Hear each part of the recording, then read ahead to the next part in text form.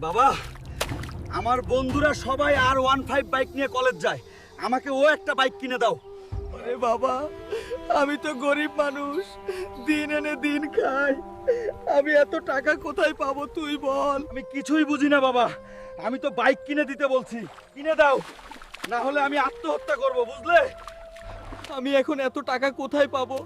হে আল্লাহ, একটা উপায় দাও, আমাকে যেভাবেই হোক ছেলেকে বাইক কিনে দিতে হবে। আল্লাহ, জমিদার সাহেব, আপনার ইটা বাতাতে একটা কাজ দেন না, আমার অনেক টাকার দরকার। জমিদার, দোয়া করুন। হাল্ক, তুমি এই বুড়ো বসে কাজ করতে পারবে?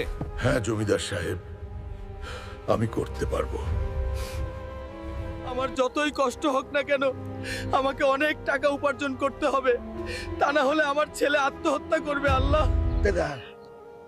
জমিদার, আমার টাকাগুলো দিনটা। ঠিক আছে, তোমার টাকাগুলো ডোরো, আর শুনো, ওই ইটগুলো সরাও। হাল্ক, তুমি ব্যথা পেয়েছো নাকি? কাকু, তুমি এই টাকাগুলো দিয়ে আমার ছেলেকে বাইক কিনে দিও। আল তোর বাবা বাইক কিনে পাতাইছে। কি বলস কাকু, আমার বাবা বাইক কিনে পাঠিয়েছে। ঠিক আছে কাকু, বাইকটি আমাকে দাও, একটু ঘুরে আসি।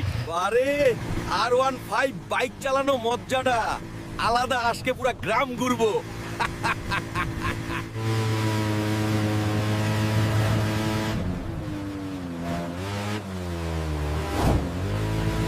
ওই হাল্ক, তুই বাইক নিয়ে ঘুরছিস? তোর বাবা হাসপাতালে মৃত্যুর সাথে পঞ্জা লড়ছে, তুই জানিস? কি বলছো কাকু, আমার বাবা হাসপাতালে?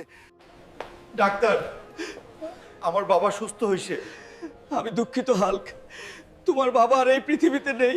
বাবা, তুমি আমাকে ছেড়ে চলে গেলে বাপ, আমি এখন কি নিয়ে বাসবো? বাবা, তুমি কথা বলো, আমি আর তোমার কাছে বাইক সাহেব না। বাবা, তুমি ফিরে আসো বাবা, আমাকে ক্ষমা করে দিও বাবা। বন্ধুরা, তোমরা কেউ এমন কিছু আবদার করো না যা বাবা মার সমর্থন থেকে বাইরে, তাহলে আমার মতো বাবাকে হারাবে।